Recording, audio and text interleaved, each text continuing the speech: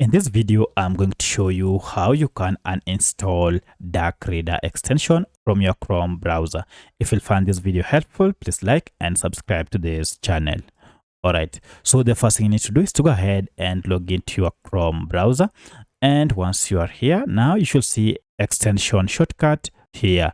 Click on it, and from this, click on manage extensions, and now you should see all your extensions. Among them is our Dark Reader extension. However, if you can't find this shortcut for extensions, then head over to this ellipsis, and from here hover over extensions and then choose manage extensions. Now there are two options. You can either remove the extension or you can just turn it off. By turning it off, it will be inactive. However, it will still remain on your browser.